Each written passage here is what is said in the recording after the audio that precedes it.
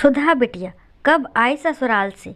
दो घर छोड़कर पड़ोस में रहने वाली जानकी काकी ने दरवाजे पर कदम रखते ही सामने रसोई में अपनी भाभी की मदद करती सुधा को देख टोक दिया। आइए बैठिए काकी। सुधा कल ही अपने ससुराल से आई है। सुधा की माँ जानकी काकी को देख खुश हुई और वहीं पड़ी खाट पर चादर बिछा उन्हें बैठने का आग्रह कर बैठी। रसोई का काम छोड़ सुधा ने भी आकर जानकी काकी के पांव छुए। खुश रहो बिटिया, बहुत दुबली लग रही हो। लगता है ससुराल वाले तुम्हारा ख्याल नहीं रखते। काकी की बात को मुस्कुराकर नज़रअंदाज करती सुधा फिर से अपनी भाभी को मदद करने रसोई में चली गई। लेकिन सुधा की माँ जानकी काकी को अपने दिल का दर्द सुनाने लगी। सही कह रही हो काकी, कहने को तो भरा पूरा ससुराल है, लेकिन सुधा को घर के काम में मदद करने वाला वहाँ कोई नहीं है। क्यों, सास जेठानी तो होगी ना। सब है, लेकिन हाथ बटाने वाला कोई नहीं। घर का सारा काम मेरी फूल सी बच्ची के माथे मड़ा रहता है। इतना बताते सुधा की माँ का गला भर आया। सारी बात सुनने के बाद जानकी काकी को सुधा की माँ से बहुत ज़्यादा सहानुभूति हुई। यह तो बहुत गलत बात है। तुम सुधा की सास को कुछ कहती क्यों नहीं? कहना तो चाहती हूँ काकी, लेकिन क्या? सुधा मना कर देती है और मैं भी रिश्तेदारी की बात सोच ठहर जाती हूँ। सुधा क्यों मना करती है? सुधा को दिन भर घर के कामों में अकेले खटना अच्छा लगता है क्या? जानकी काकी को आश्चर्य हुआ। अब मैं क्या बताऊं काकी, आप ही कुछ समझाइए सुधा को। सुधा की माँ की सहमति पाकर काकी ने रसोई की ओर झाँका, लेकिन सामने जानकी काकी के लिए चाय की प्याली लिए सुधा पहले से ही हाजिर थी। जानकी काकी ने सुधा के हाथ से चाय की प्याली ले लिया। सुधा बिटिया, ससुराल में तुझे दिन भर घर के काम में लगे रहना अच्छा लगता है क्या? देख कैसी हो गई है तू। जानकी काकी ने सुधा को बाँह पकड़ अपने करीब बिठा लिया, लेकिन सुधा ने अपनी तरफ से जानकी काकी को समझाना जरूरी समझा।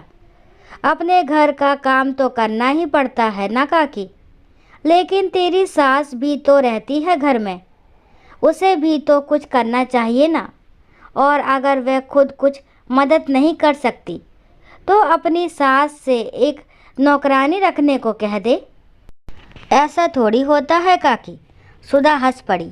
क्यों नहीं होता? घर के लोग करना चाहे तो ज़रूर होता है। काकी अपनी बात पर अड़ गई, लेकिन सुधा ने उनसे पूछ लिया, ऐसा कभी आपके घर में हुआ है काकी? आप अपनी बहू के साथ अपने घर के कामों में हाथ बटाती हैं?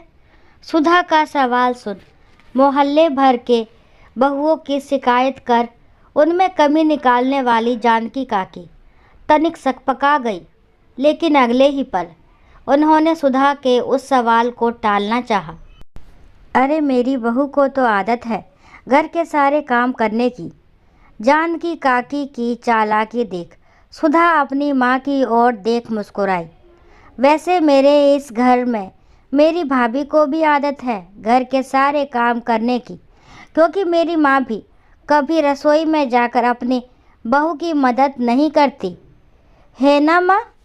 इस बार सुधा ने सवालिया निगाहों से अपनी माँ की ओर देखा और बेटी की बात सुनकर सुधा की माँ मुस्कुराई। हाँ, मेरी बहू भी बहुत कर्मठ है।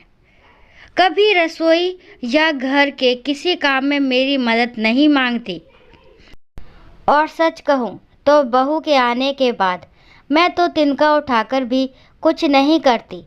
देखा काकी, अब आप ही बताइए, जब मेरी खुद की माँ अपनी बहू को अपने घर के कामों में कोई मदद नहीं करती, फिर मैं उस घर की बहू होकर भला अपनी सास से घरेलू कामों में कोई मदद कैसे मांग सकती हूँ?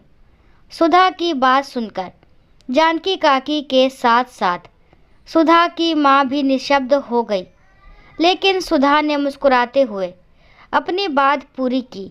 वो क्या है ना काकी, कि जिस दिन से घर के लोग अपनी बहुओं की सुख सुविधा की सोच उनकी मदद करने लगेंगे, उसी दिन से उनकी बेटियों को भी ससुराल में मददगार मिलने लगेंगे। घरेलू कामों में कभी अपनी बहू की मदद ना करने वाली जानकी काकी और सुधा की माँ एक दूसरे का मुंह देखती रही, कुछ कह ना सकी।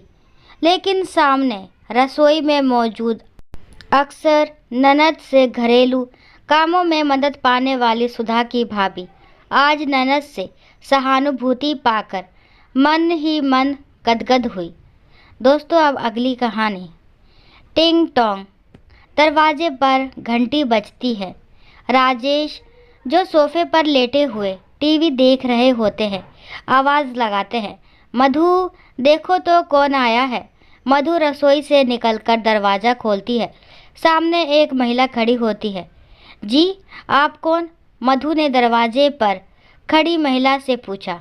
महिला ने उत्तर दिया, मैं महिलाओं की स्थिति पर एक सर्वे कर रही हूँ, उसी के लिए आई हूँ।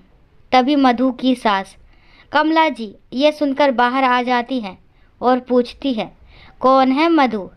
महिला कहती है, माँ जी, मैं सर्वे करने आई हूँ। कमला जी बोलती है, अच्छा अच्छा, पूछिए। महिला, क्या आपकी बहू कामकाजी है या गृहिणी? मधु कुछ कहने ही वाली थी कि कमला जी ने मुस्कुराते हुए जवाब दिया, कामकाजी ही समझिए बेटी। महिला, अच्छा, तो वो किस पद पर है और कौन सी कंपनी में काम करती हैं? कमला जी गर्व से बोलती है, वो हमारी घरेलू व्यवस्थापक है। सुबह से लेकर रात तक का पूरा प्रबंध उनकी ही देख रेख में होता है। मेरे पति और मेरी हर ज़रूरत का ध्यान मधु रखती है, जिसकी वजह से हम बड़े आराम से रहते हैं। मधु बच्चों की देखभाल भी बखूबी करती है। उन्हें नहलाना, खाना खिलाना, स्कूल भेजना और पढ़ाई में मदद करना भी उन्हीं का काम है। रात को बिना मधु की थपकी के हमारे नन्हे सोते ही नहीं। मेरी बहू हमारे परिवार का मैनेजमेंट संभालने के साथ साथ रिश्तेदारों को जोड़ने और निभाने में भी कुशल है। मेरा बेटा ऑफिस में इतनी शांति से काम कर पाता है तो इसका श्रेय भी मधु को जाता है। घर की सभी जिम्मेदारियां उसने मधु पर छोड़ रखी हैं। और हाँ, वो मेरे बेटे की सलाहकार भी है। मधु हमारे परिवार का वो इंजन है जिसके बिना हमारा घर तो क्या, समाज भी नहीं चल सकता। महिला ने मुस्कुराते हुए कहा, लेकिन माँ जी, हमारे सर्वे में इन कामों के लिए कोई कॉलम नहीं है जिससे आपकी बहू को कामकाजी माना जा सके। कमला जी हंसते हुए बोली, तो फिर आपके सर्वे में ही कमी है बेटी। महिला ने आखिरी सवाल किया, लेकिन माँ जी, इससे तो कोई आय नहीं होती। कमला जी ने गर्व से जवाब दिया, हमारी बहू की कमाई हमारे घर की मुस्कुराहट और शांति है। इस देश की कोई कंपनी उसकी मेहनत और सम्मान का मोल नहीं दे सकती। दोस्तों, आशा करती हूँ ये कहानी आपको ज़रूर पसंद आई होगी। अगर कहानी पसंद आती है तो प्लीज़ मेरे चैनल को लाइक, शेयर, सब्सक्राइब करना ना भूलें। और इस कहानी के बारे में आपके क्या विचार हैं, कमेंट बॉक्स में ज़रूर बताएं। कहानी को लास्ट तक सुनने के लिए थैंक यू। राम राम, राधे राधे।